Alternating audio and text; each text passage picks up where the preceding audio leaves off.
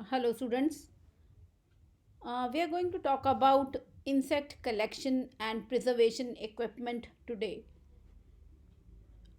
अपने last video में मैंने आपको insect spreading, mounting and preservation के बारे में बताया था. आज हम कलेक्शन और प्रिजर्वेशन के काम में आने वाले इक्विपमेंट पर बात करेंगे.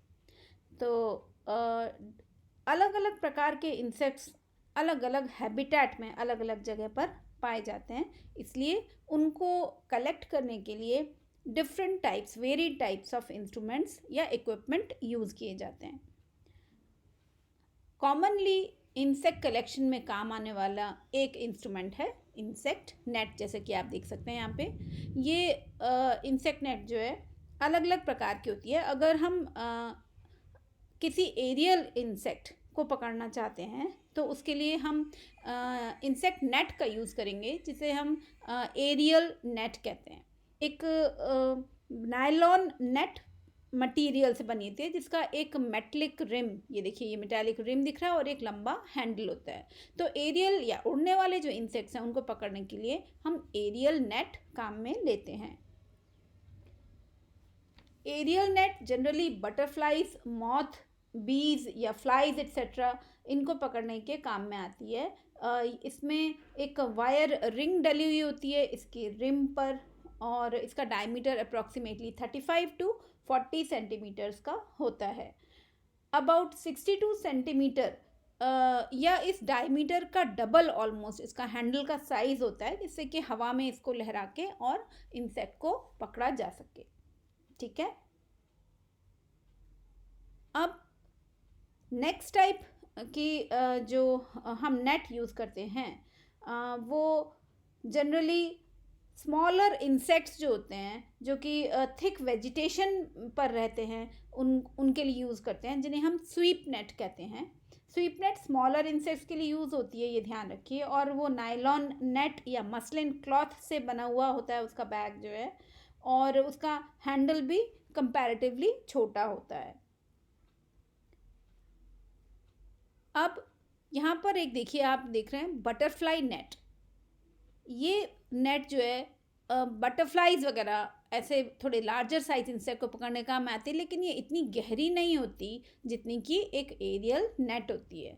तो बटरफ्लाई नेट जो है that is meant for holding large insect, slightly larger insects. उसके बाद हम आते हैं एक अलग प्रकार की एक्वाटिक इंसेक्ट्स को पकड़ने के काम में आने वाली नेट, जिसे हम पॉन्ड नेट या एक्वाटिक डिप नेट भी कहते हैं. एक डिप नेट जो होती है वो एरियल नेट जैसी ही होती है, मटेरियल वही होता है इसमें, लेकिन इसका जो बैग है, ये जो नायलॉन बैग है या मसलिन क्लॉथ का जो बैग है, वो थोड़ा सा शैलो होता है, कम गहरा होता है. वो इतना ज़्यादा गहरा जैसे कि यहाँ पे एरियल नेट में देख सकते हैं ऐसा नहीं होता. वो थोड़ा कम, वो शैलो कहलाता है, कम गहरा होता है. जितना इसका डायमीटर है अप्रॉक्सीमेटली उतनी ही इसकी गहराई होगी. इसके रिम का डायमीटर जो होता है उसके आसपास की ही इसकी गहराई होती है, एक्वाटिक डिप नेट या पॉन्ड नेट की. तो इसके अलावा इंसेक्ट नेट के अलावा और क्या इंस्ट्रूमेंट्स यूज करते हैं हम देखते हैं. देखिए ये है एक किलिंग बॉटल. अगर एक इंसेक्ट को हमने होल्ड कर लिया, पकड़ लिया है, कैप्चर कर लिया है, कलेक्ट कर लिया है, तो उसके बाद हमको उसको प्रिजर्व करना होगा इंसेक्ट को. उसके लिए इंसेक्ट को इस प्रकार से किल करना पड़ता है कि वो ना तो इंसेक्ट को कुछ डैमेज हो उसके बॉडी पार्ट्स को, और ना ही वो उस पर कोई इंजरी आए. इसके लिए किलिंग बॉटल्स अलग अलग साइजेस और शेप्स की आती हैं जिन्हें हम यूज़ करते हैं. वो डिपेंड करता है कि हम किस टाइप के इंसेक्ट को कलेक्ट कर रहे हैं या हम उसको किल करने जा रहे हैं. तो जनरली किलिंग बॉटल जो होती है वो एक वाइड माउथ्ड बॉटल होती है, चौड़े मुंह की बॉटल होती है.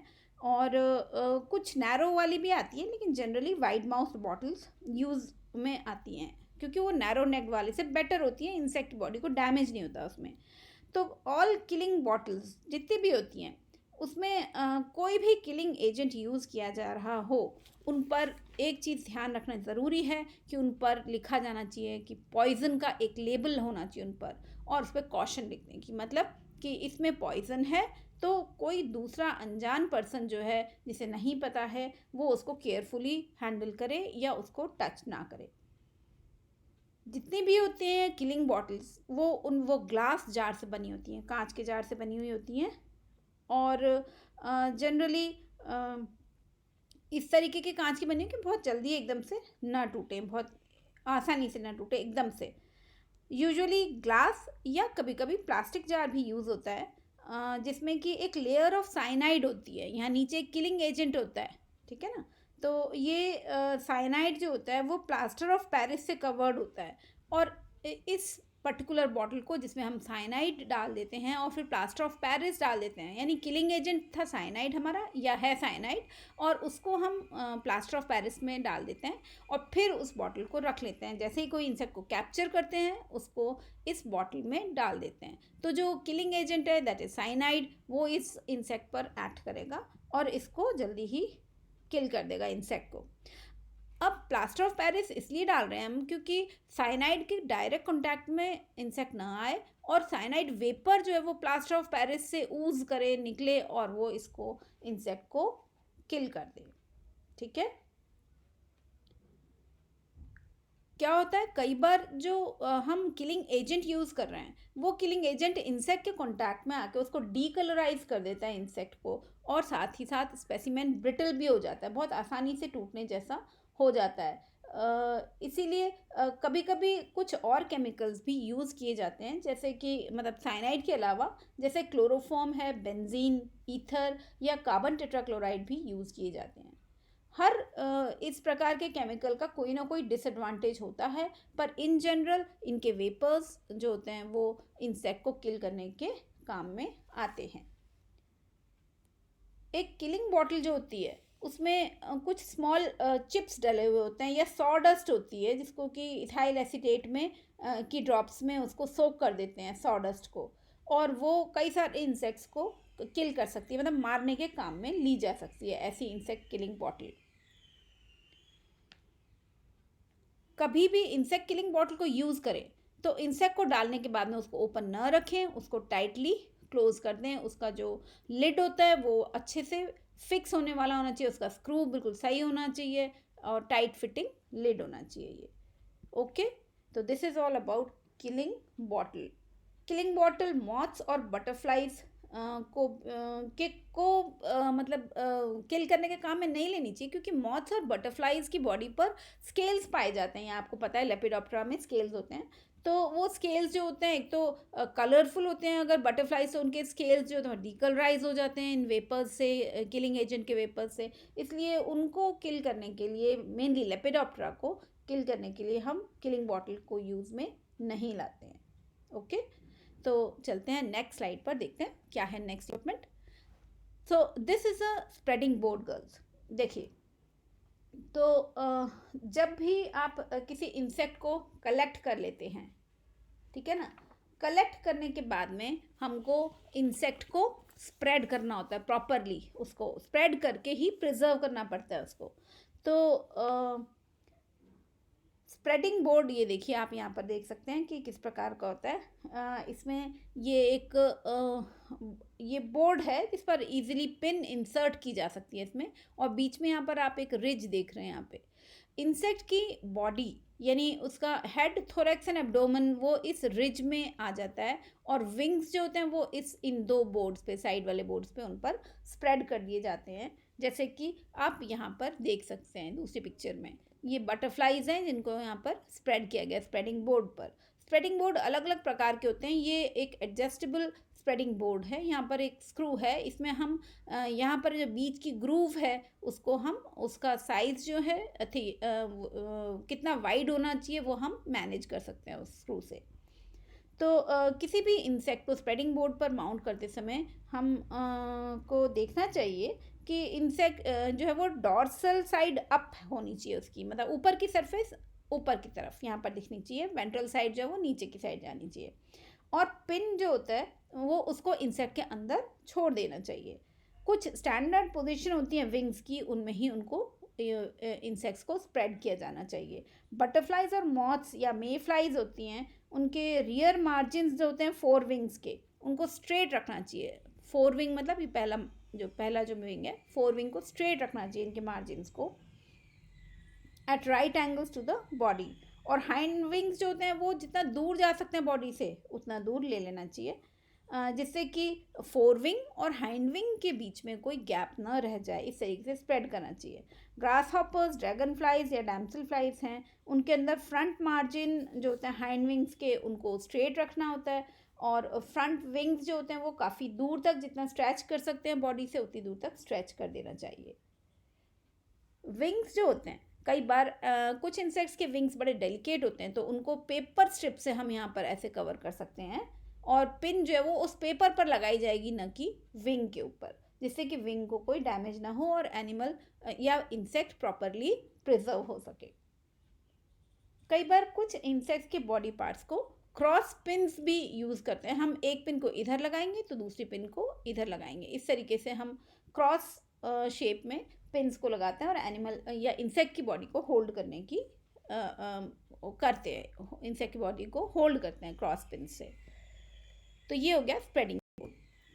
अब है इंसेक्ट कलेक्शन के लिए एक इम्पॉर्टेंट टूल जो काम में लिया जाता है, उसे हम बोलते हैं लाइट ट्रैप। लाइट ट्रैप मतलब फंसाना, और लाइट मीन्स लाइट के पास इंसेक्ट्स जो होते हैं they are generally attracted towards light, तो उनको कलेक्ट करने के लिए आप इजीली एक जाल की तरह से, एक ट्रैप की तरह से इसको लाइट को यूज़ कर सकते हैं। तो ट्रैप्स बहुत इजी और इफ़ेक्टिव मेथड है इंसेक्ट को कलेक्ट करने का, और इस तरीके से उसको फील्ड में जनरली उसको लगा दिया जाता है लाइट ट्रैप को, जिससे कि बहुत सारे इंसेक्ट्स उस पर कलेक्ट होके आसानी से लाइट की तरफ, आप यहाँ देख सकते हैं इस पिक्चर में ये लाइट ट्रैप है, और यहाँ पर बहुत सारे इंसेक्ट्स कलेक्ट होकर इसके पास लाइट के पास आ गए हैं। लाइट ट्रैप में क्या होता है कि एक artificial source of light, generally वो केरोसिन लैम्प हो सकता है या पेट्रोमैक्स गैस लाइट हो सकती है, या कोई आप देख रहे हैं अभी ये दिस इज़ इलेक्ट्रिकल, तो यहाँ पे भी इलेक्ट्रिकल आप सोर्स भी यूज़ कर सकते हैं, बल्ब यूज़ कर सकते हैं, जिससे कि इंसेक्ट को अट्रैक्ट किया जा सके। एक लाइट ट्रैप में ऐसे इंसेक्ट्स जैसे कि क्रिकेट्स हैं या ग्रास हॉपर्स हैं, मॉथ्स हैं, जो मॉथ्स रात में निकलते हैं ना, तो मॉथ्स हैं, मैंटिड्स हैं, बीटल्स हैं, इस तरीके के इंसेक्ट्स जो हैं जो वो लाइट पर अट्रैक्ट होके आ जाते हैं। नीचे आप यहाँ पर एक वाइट क्लॉथ रख दीजिए, उसके पास उस पर बहुत सारे इंसेक्ट्स जो हैं वो कलेक्ट हो जाते हैं।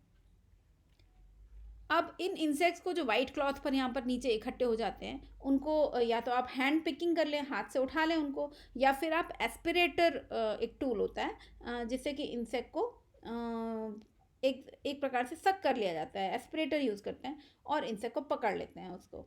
और सिंपलेस्ट फॉर्म जो हो सकता है वो किसी भी लाइट ट्रैप का वो है कि एक लाइट सोर्स जो जैसे यहाँ पे दिखा रहे, एक लाइट सोर्स सस्पेंड कर दिया हमने ऊपर से यहाँ पे, और इस सिंपलेस्ट फॉर्म जो है इसमें ये लैम्प के नीचे जस्ट एक फनल रख दिया हमने, जिसका रिम बहुत चौड़ा है, देखिए काफ़ी चौड़े वाले रिम वाला फनल है, तो ये फनल रख दिया हमने यहाँ पे, और इस फनल को हम एक ग्लास जार में फिट कर देते हैं, जिसे हम किलिंग जार भी कहते हैं, जिसके अंदर हमने एक किलिंग एजेंट डाला हुआ है। तो लाइट ट्रैप्स जो है वो आप ये रात में फील्ड में कहीं लगा दीजिए, और वहाँ पर आप सुबह जाके देखेंगे तो आप देखेंगे बहुत सारे इंसेक्ट्स जो हैं वो इस किलिंग जार में इकट्ठे हो जाते हैं, अंदर आ जाते हैं। पूरी रात काम करता है लाइट ट्रैप, और हमारे पास सीजनल अगर कोई स्टडी करनी हो तो वो भी हम आसानी से कर सकते हैं, या कभी किसी इंसेक्ट का कोई पीक पॉपुलेशन का कोई पीक हो, उस समय में पीक पीरियड को भी हम डिटरमाइन कर सकते हैं, इंसेक्ट की पॉपुलेशन की स्टडी कर सकते हैं। तो ये हो गया लाइट ट्रैप। ऐसे ही कई प्रकार के अन्य ट्रैप्स होते हैं, जैसे बेट ट्रैप है या विंड ट्रैप है, या एक और ट्रैप होता है जिसे हम बोलते हैं बर्लीज फनल, यहाँ आप देख सकते हैं this is a Berlese funnel.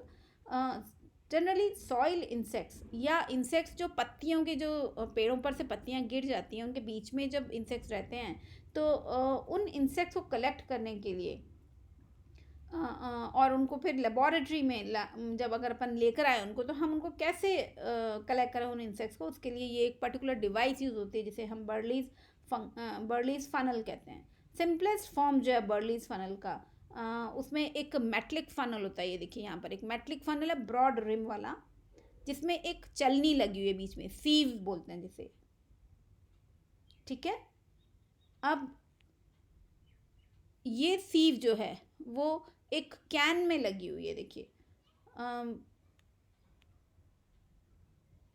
यहाँ पर ये एक कलेक्टिंग ट्यूब है या कलेक्टिंग ग्लास है, हमने यहाँ पे एक रख दिया है, कोई वेसल रख दिया है। और मटेरियल जो है, जो मॉस या डिब्रिस जो है, जो भी हमने सॉइल में से कलेक्ट किया या पत्तियों में से कलेक्ट किया, वो हम इसके ऊपर रख देते हैं, यहाँ पर सीव के ऊपर, चलनी के ऊपर रख देते हैं। इस चलनी के ऊपर हम ये अब बल्ब जला देते हैं। जब बल्ब जल जाता है तो हीटिंग शुरू होती है। कलेक्टिंग ट्यूब जो होती है उसमें प्रिजर्विंग, ये जो कलेक्टिंग जो वेसल है इसके अंदर एक प्रिजर्विंग फ्लूइड भरा हुआ रहता है, जिसमें कि इंसेक्ट प्रिजर्व हो सकता है, जैसे जनरली अल्कोहल यूज़ किया जाता है उसके लिए। और जो फनल का जो ये जो लिप है वो इस लिक्विड को टच करता है, इस वेसल के अंदर रखे हुए लिक्विड को टच करता हुआ होना चाहिए। अब इंसेक्ट्स जो होते हैं वो इस हीट से बचने के लिए, जब हम यहाँ हीट लगाते हैं, हीट से बचने के लिए वो इस सीव के अंदर चले जाते हैं। सीव के अंदर आते हुए फनल से होते हुए वो इस डायरेक्ट इस फ्लूइड में कलेक्ट हो जाते हैं और उसके बाद प्रिजर्वेटिव में गिर जाते हैं, इसमें यहाँ पर जो प्रिजर्वेटिव रखा हुआ है, एंड दे आर दस प्रिजर्व्ड। ओके, तो ये हो गया आपके लाइट ट्रैप, कैसे फंक्शन करता है बर्डलीज फनल, ये देख लिया आपने। नेक्स्ट है इंसेक्ट कलेक्टिंग डिवाइसेस में एक होता है इंसेक्ट बॉक्स। ये सब आपने देखा हुआ है। इंसेक्ट बॉक्स कैसा होता है, ये एक वुडन, यहाँ पर हम इंसेक्ट बॉक्स या इंसेक्ट बॉक्स डिवाइस बोलते हैं, जिसे वो हम देख सकते हैं कि इंसेक्ट बॉक्स कैसा होता है। इंसेक्ट बॉक्स के अंदर आप ये देखिए, बिल्कुल कवर भी इसका वुडन है। इसमें अगर आपके पास शोई इंसेक्ट्स नहीं हैं तो आपको इंसेक्ट बॉक्स के लिए ज़्यादा परेशान होने की ज़रूरत नहीं है। लेकिन अगर आपके पास लार्ज शोई इंसेक्ट्स हैं जो कि दिखने चाहिए, ब्यूटीफुल इंसेक्ट्स हैं, तो आप उसके लिए ग्लास टॉप्ड इंसेक्ट बॉक्स भी यूज़ कर सकते हैं, जैसा कि आप यहाँ पर देख रहे हैं। ये ग्लास टॉप्ड इंसेक्ट बॉक्सेस हैं, ठीक है। अब नेक्स्ट पे चलते हैं।